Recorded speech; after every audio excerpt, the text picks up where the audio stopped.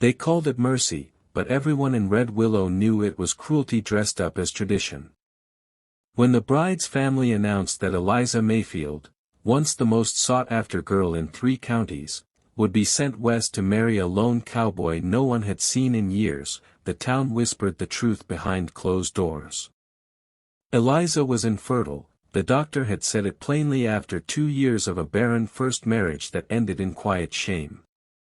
In a town where a woman's worth was measured by the children she bore, that single word followed her like a brand burned into flesh. Her first husband's family returned her like damaged goods, and the same people who once praised her grace now avoided her eyes in church. So when the elders decided she would be gifted to Caleb Holt, a reclusive cowboy living beyond the ridge, a man rumored to be broken, half-wild, and uninterested in women, it was framed as a solution for everyone. No one wanted an infertile bride, and no one wanted a lonely cowboy. Laughter followed the announcement, soft at first, then cruel. Eliza heard it all, standing tall with her hands folded, her face calm while her heart shattered piece by piece. She was given 3 days to pack, no wedding, no celebration, just a wagon ride into isolation. As she left town, she saw smiles she'd never forget, smiles that said, "This is where you belong now." The journey took 2 days through dust and silence, and when the driver finally pointed toward a weather-beaten cabin surrounded by endless land, he didn't even wait for thanks before turning back. Eliza stood alone, her dress already stained with travel, her future reduced to a single door and a stranger behind it. Caleb Holt opened that door slowly, a tall man with a scar cutting through his beard and eyes that looked older than his years. He didn't smile, didn't ask questions, just nodded once and stepped aside. There was no cruelty in him, no mockery, only distance. That first night, they ate in silence. The cabin was sparse but clean, and Caleb slept on the floor without explanation. Days turned into weeks, and something unexpected happened.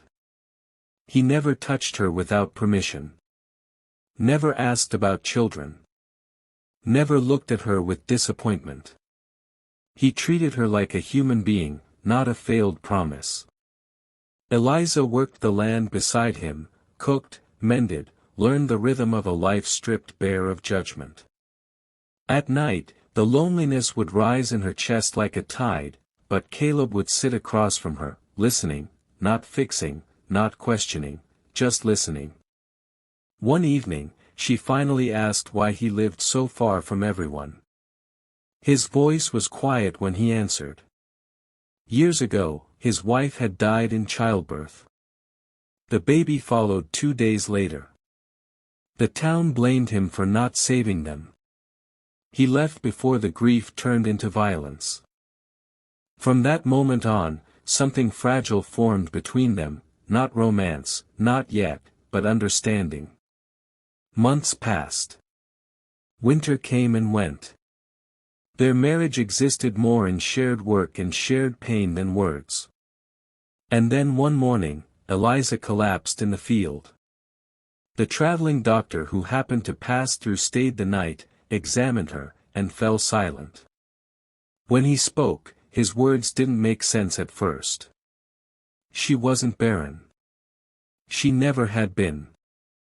The first doctor had been wrong, or careless, or cruel. Eliza was with child. She shook as the truth settled, terror mixing with hope. Caleb didn't speak when she told him. He walked outside, stood beneath the sky for a long time, then returned with tears running freely down his face. He knelt, pressed his forehead to her stomach, and whispered a promise to protect what fate had finally returned to them both.